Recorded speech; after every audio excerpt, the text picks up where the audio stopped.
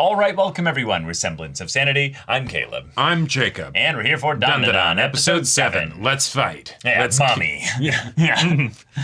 Yeah. Let's step on mommy. With the power of grandma. Yeah. Turbo grandma. You merely adopted the mommy. I was born in it, molded by it. Yeah, but let's fight. Yeah, let's fight. Yeah, exactly. And maybe give Ira just a look at what actual friendship looks like. Sure. Yeah. Being real, being raw, you know. But let's also get the ball back, you know, like because we do need that. We kind of need that. Yeah. You know? And maybe that will codify a little bit more of what her powers are, or if she's just gonna be like, nope, now they're all gone. She's gonna be like, I had them all along. What if she ends up thinking, so okay, the balls only have the powers because of how Turbo Granny, you know, absconded with them, right? But if they end up getting them back and then that goes away because they need to reattach them, right? And he's not going to have a gold pair. Spiritually, he might, though. Well, Ira doesn't know whether or not. Well, she'll be able to see. Well, Haley will just walk around glowing from his, you know. Oh, okay. From his pelvis. Okay, maybe that's better. I was going to say, is it going to be something where she's going to be obsessed with him because she's like, I need to get in his pants because that might be where I get my next spiritual hit. Right. You know? And but it's like, no, they're just regular she'll be thirsting after him to get another, you know, hit of power. Indeed. And ISA will be like kicking her spiritually in the forehead. Yes. He'll be like, stop it. This is my man. Back the fuck out. The antic potential is truly limitless. Yes, indeed. So, yeah, y'all, without further ado, let's get into this. Whoa. Is this the yokai? Oh. Whoa. Oh, shit. Whoa. This is amazing. Yeah. Whoa. This looks like live action footage, just like... Yeah, because of how, like, it's moving, you can't... it's never still enough to be able to actually tell, you know? Yeah.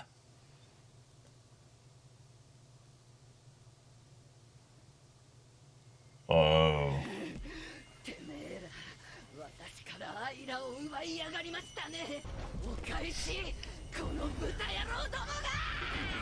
This is getting hairy.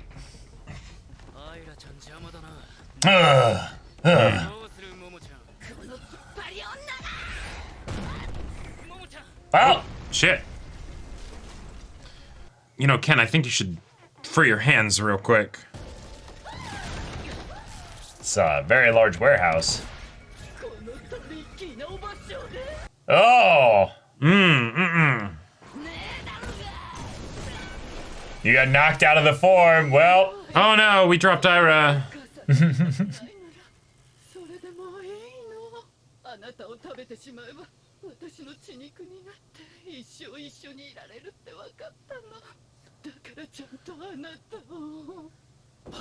not very motherly of you.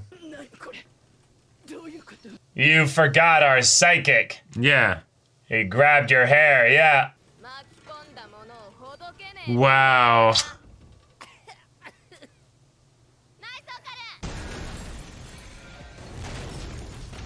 Oh, yeah, just break it, yeah.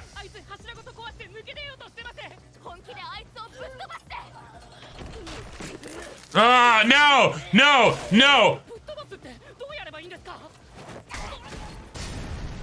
Nice save, nice save. Yeah, kick like that.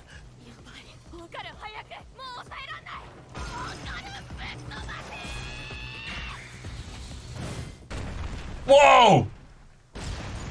Headbutt! Wait, he headbutted her? Yep. Oh, she gone.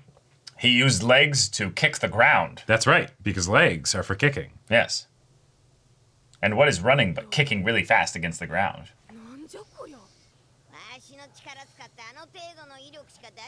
Yeah. Dumbass. Now just sitting on him like a throne.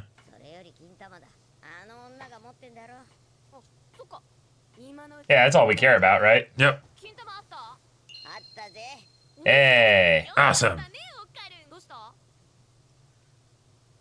What? Oh, shit. Oh, that's cool. So we get her ghost and put it in a different... put it in the actual house cat, and then that's Turbo Granny and Ira bopping out to the music. Oh, to a kinder world. Yeah, she's actually dead. Damn. Oh.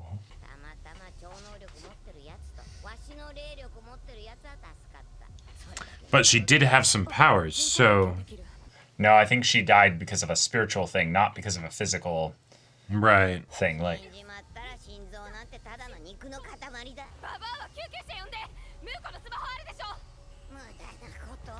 no, she pulled it out of her ass. Just like, I mean, I'm impressed with the creativity of being like, hey, with my psychic powers, I should be able to do something here. Yeah. Oh, well, nah, we gotta beat her so that we can save Ida, yeah.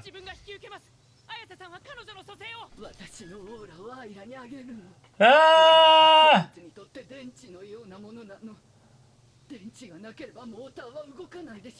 And that's how she'll have batteries in the long term, or power in the long term.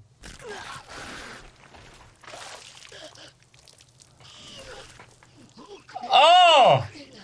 I mean, that's pretty awesome. Like, yeah.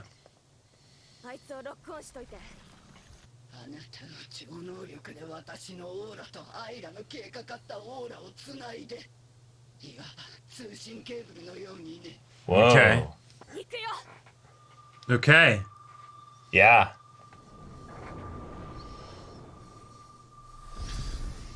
Gonna get a car jack here. Right, spiritual defibrillator. Whoa. Oh shit. This was the spirit when they were alive? Yeah, right, but it could even be her actual mother too. Oh. That's the thing, is that there's the dress. A faceless doll. Okay, I'm already in love with the fact that they're taking the time to do this. Yeah. Because it's basically a promise within this episode that we're going to share a full emotional story with this character. Right. And you can just see how much pain and burden this... Oh. Oh. A tired single mom. Oh, and just the way she lit up. All right. Like, this is how I can smile still, you know? Yeah. She's working multiple jobs. Yeah. Now, it doesn't have to be actually Ira's mom, but... Right. Oh. Okay. Oh. Whoa, that was... Because that could have been, you know, she's just too tired. Right. This is what she used to do. Does. Or it could be a Mufasa moment. Yeah. Yeah. Oh, no. Yeah.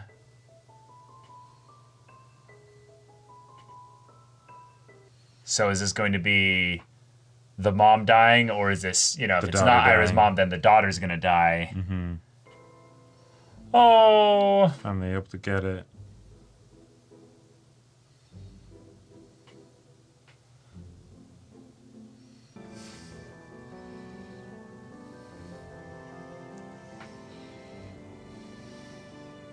Oh my God. Yeah. Wow. There are so many tender moments, and yet every time it goes to a new one, I'm waiting for it to be the terrible one, you know? Right.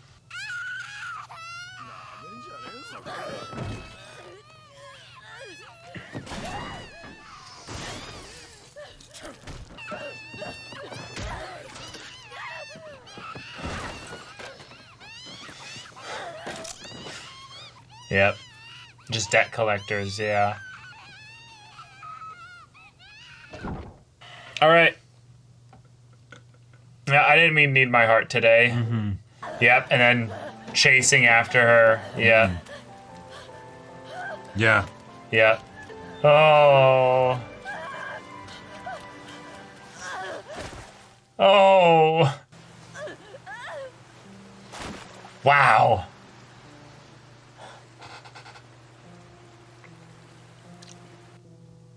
This is what you can do with animation, y'all.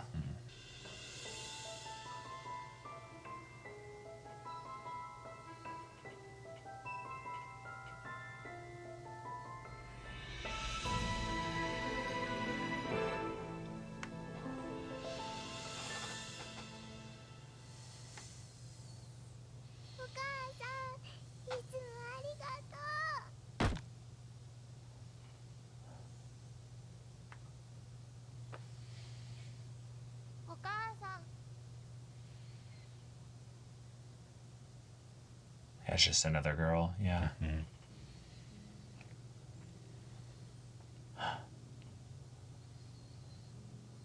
一人でどっか行っちゃダメじゃないか。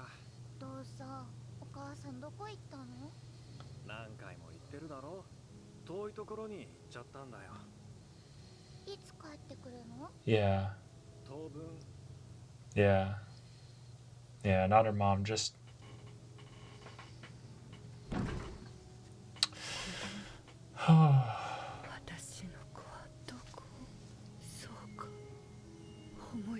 Right, and you don't know, but yeah. Becomes a restless spirit, becomes... Yeah. 生き返った。 Whoa. どうした？あいつに何かされた？やめて。 Oh, she saw it all. ごめんなさい。アイラ、あなたを守るって誓ったのに。 Oh. And she just comes apart. Yeah, but now she's free. Mm-hmm. She's done her part as a mother. Mhm. Yeah, Yeah, yeah. だからもう終わりにする。 Hence the pain of being called, bakemono in the previous episode. Yeah, Yeah. yeah. どんどん Yeah. 増えてるけどどうなっちゃうの？しかもこいつは未練を残したままだ。成仏はできねえな。それってどうなるの？そんなの決まってんだろ。無駄。何もなくなる。 She'll just, Mm-hmm. yeah. なんかないの？あの人成仏させるためのなんか。無理だ。成仏できる。 Wow. そいつの心の問題だ。 And all that's left is the dress. Oh, what a transition! Fuck, man. 買ってあげたかった。 It's so cheap to do this, but like, it hits so hard. ちゃんともっと私のところに生まれてこなければ幸せだったのに。ごめんなさい。 Yeah. Yeah. Go. Yep. Mm-hmm. Okasa. お母さん。 Yeah. And she needed this too. Oh. Oh my gosh. 幸せだったから幸せで優しい世界へ。 Uh-huh. Yep. Ira probably saw it too by the aura transfer as well. Oh, yeah. So Yeah. Yep. 忘れ yeah. Right. He can't get this CD after that. He can't get this after that. Yeah. What the hell, man? Yeah, that was below Uh, the belt. We were emotionally ready for basically just a yokai fight. Yeah. Yeah. And instead of that, we got a full-on, right in the middle of everything backstory bit. It has nothing to do with the fight. It was Nope. the, hey, I'm not her mother. Right. I know that. But I still want to do what brought me I want to resolve what got me unrest to the point that I was, Yeah. became this yokai here. So I'm Right. going to do this here. And one of the things that this show set up was that if we have this spiritual world filled with its own rules and, Yeah, characters and conflicts and what have you, there's going to be times where those things bridge into the physical world in a way that doesn't involve just a possession or some kind of, well, we have to stop the spiritual world from interfering with us in Right, some way, right. so we're going to fight it, Uh-huh. But it's going to be in some way that we can bring, closure or Yeah. at least, something good into this world of Right. spirits and yokai and what have you. But the way in which this was presented, they went so far above and beyond what Oh, was yeah. needed in order to Holy communicate shit. the emotion of this. Uh-huh. Because just the voice acting could be enough. But the animation... The animation, it was beautiful, right? Like the way in which it was like just displaying the panic in this mother's... Oh, yeah. Yeah. Like, it's one of those things where, like, there's that part of me that is legitimately upset that, like, that the show is doing this when it so had not prepared us for this, Yeah. Right? Because these are not exactly comfy feelings that it's making us feel. No. And yet, like it's doing them with such dedication and sort of single-minded abandon, you know, that it's like the mom after she dies and she just starts dancing, right? Like there's no cut once we get into this to go back into the main story here. We do this, we finish it, it's done, it's painful, it's gut-wrenching. And it's like it is absolutely incredible, and this feels like it's a testament to art itself and why this kind of stuff is done. Because in the same show where it's the oh no, we have to fight yokai and to get back, you know, this teen boy's dick and balls, you know, we can do a story like this, right? We can do a story like this, and it's special. It's special to have stuff like this because it's a celebration of the medium, but it's also something where hey, the heart and humans is a funny thing. It captivates and controls us and also empowers us. Right. There's going to be moments where you will so irrevocably give your heart to something or someone that to think of having that person taken from you or separated from you is a fate worse than death. And so to have this story where, you know, we don't really care about the yokai in the sense before we, you know, started this episode here. No, we were ready for all right, now we're going to give the smackdown and, you know. Yeah, it's going to be a silly conclusion here. Yeah. But no, what they kind of hinted at a little bit with Turbo Granny of the idea of these, you know, women who are basically taken advantage of in this way. She's been basically trying to look out for them here. We have now a direct tie to that theme with regards to this very creepy hair yokai mom. Oh, gotcha. It's just that simple.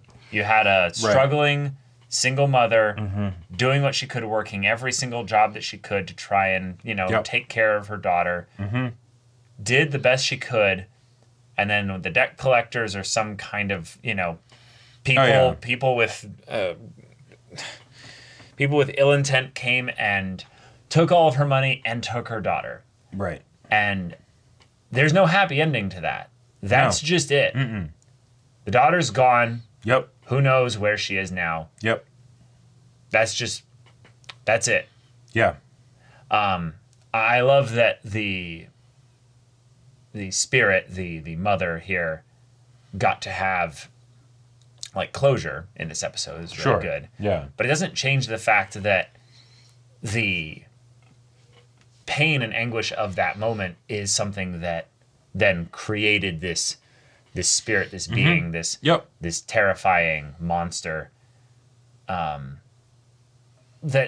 still kind of ended up doing some good here, because I don't think that Ira's gonna just snap and be a completely different person after this. But one of the things that you can't undersell is the power of a connection of the heart. The spiritual mumbo jumbo of, you know, I connected your aura with my psychic powers to her aura. Supernatural mechanics to have this thing work. Right.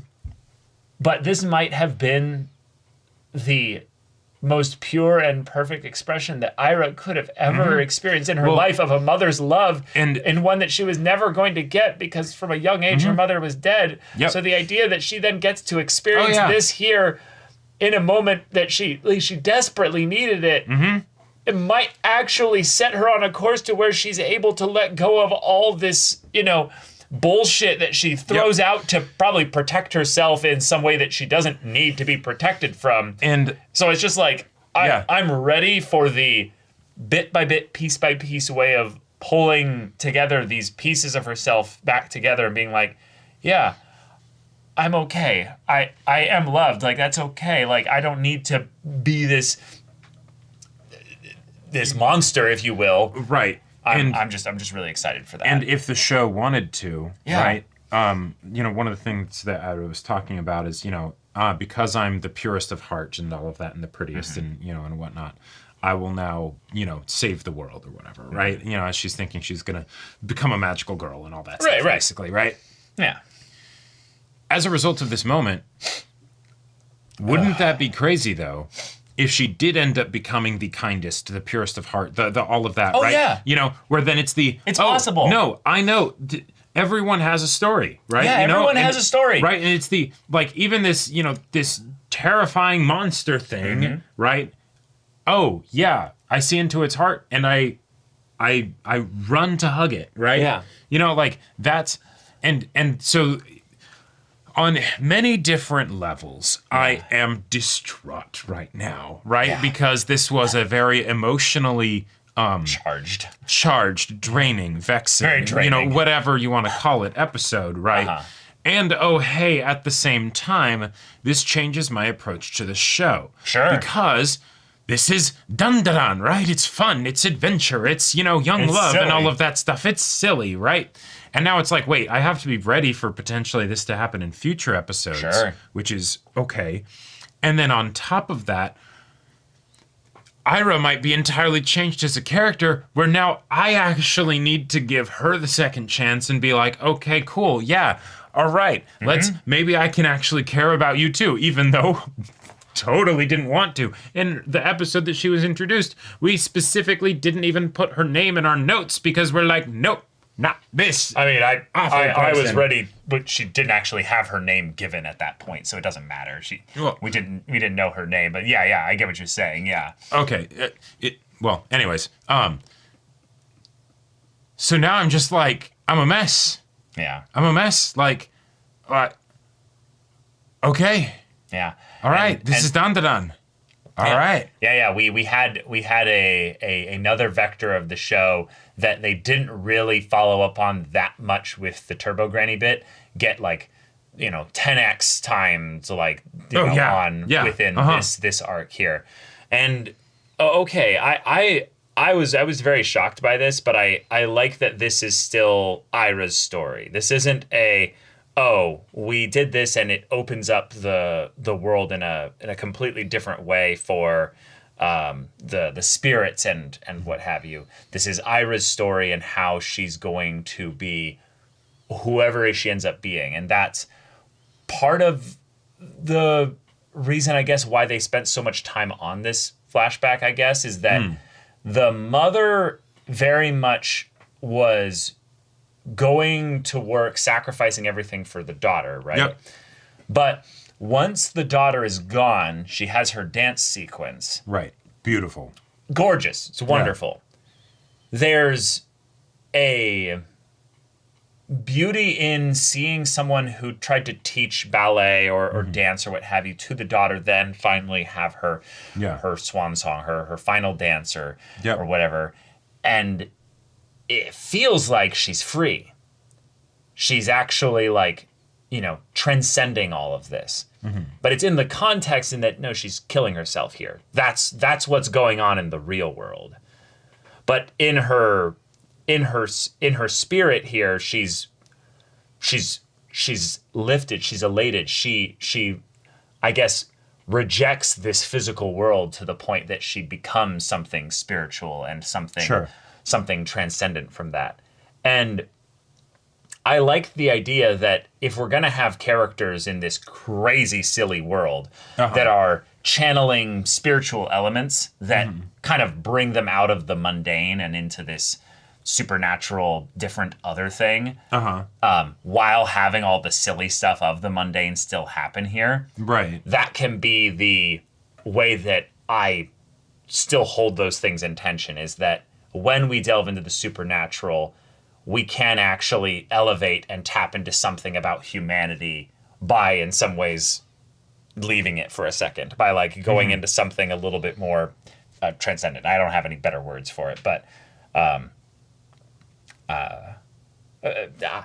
don't know. I don't really know how to say this. I'm kind of rambling, but I just feel so connected to human beings through this episode and this scene specifically. Yeah. Oh, absolutely. Because something like a death, something like a loss of a child, can still end up bringing about beauty afterwards. Basically, that there's nothing that's too broken. There's no one that's too damaged. There's no one that's too awful, like Ira, basically, that can't be elevated out of that.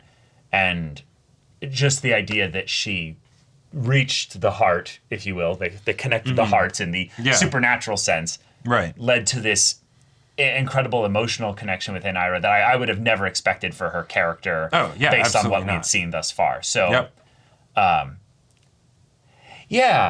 don't really know what to say, but I feel like you, just very drained and vexed and emotionally distraught, but this was also just really hopeful and sweet. So I just really hope that they're able to tap into this level of not just wholesomeness, but like uplifting, I guess, nature of things. Yeah. Despite how silly and comical and ridiculous and things can get. And how much of a downer the scene is, right? Exactly. Like it's the thing of, like it's definitely got that hopeful aspect to it.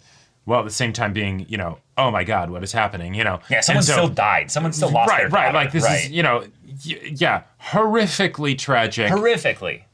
And even so, right? Like, and that's the, I think that might be the connecting theme is the even so, even though, he's lost his balls, even though he's been, had Turbo Granny's powers inserted into him outside of his own will, and he has no way of getting free of that. Yep. Even though, ISA has her psychic abilities and stuff and is forced to kind of be in this crazy world and stuff, even so, they're going to have a relationship. They're going to have a connection in the midst of this. The story is about the fighting yokai, dealing with supernatural problems that afflict people and stuff, but it's also about the simple human connection of the main characters and their, their hearts. Yep. So that might be the thing that tethered this all together in my head when I try and like talk about it. But incredible episode, of course. Right. Like, in case that hasn't, like, in case we haven't explicitly stated it already, right? Of course that's obvious, but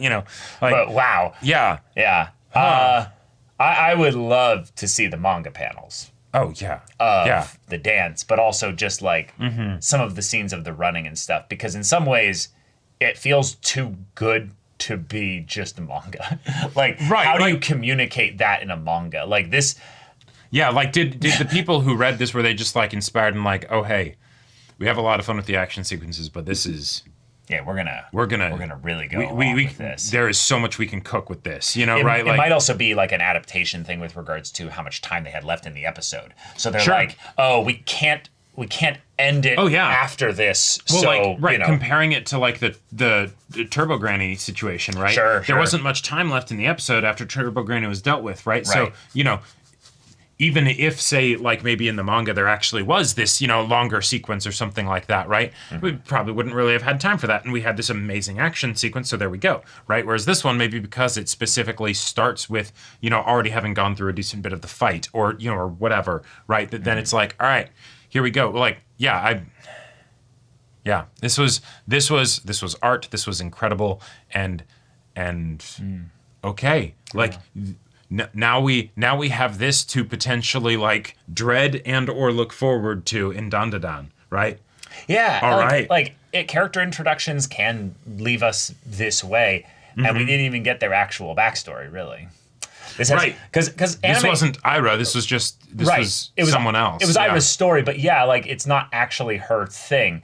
One of the things that I actually want to talk about with this is that anime will sometimes, and this is just an anime and manga thing in general, they'll kind of take advantage of our ability to stomach a sudden backstory thing. And it can really pull you out of the pacing of the flow of the story and what have you. But there's kind of an unspoken rule that the emphasis on having an efficient, punchy, self-contained story is almost guaranteed whenever you do the backstory. Right. Or it's just going to be extremely relevant to the current situation. Yeah. And that's where, we can get disappointed, is that sometimes the backstory just really doesn't do that part well. Well, and that's where the emotional evocativeness of this backstory is so fantastic, because we spend a lot of time on it, right? And that could easily be something where it's like, oh, wait, but maybe we're wanting to get back to this other thing or whatever. Ira's dead, and all that stuff. But just that opening sequence of just the mother with no words, as she's going home, that sets us up emotionally for everything that comes after, right? Yep. That puts us in the mode of, okay, I am so here for this backstory. All right, let's see what happens. And and then it keeps going, right? Each time that I'm thinking, all right, is this where suddenly the bad thing happens, right? Oh, is the mom actually just dead, right? And then, oh no, she tackles her in a hug, right? And it's like, oh, okay, like we're just taking on this entirely other journey, and then it's like, oh yeah, and that's like you're still watching the same show. Yeah. Like Right. It feels in a little ways like also like maybe an episode director kind of thing of like, possibly, we're just yeah. going to take this episode and just Right. really spend all the extra time we can with it before, Mm-hmm. it's ready for, full release and production, all that.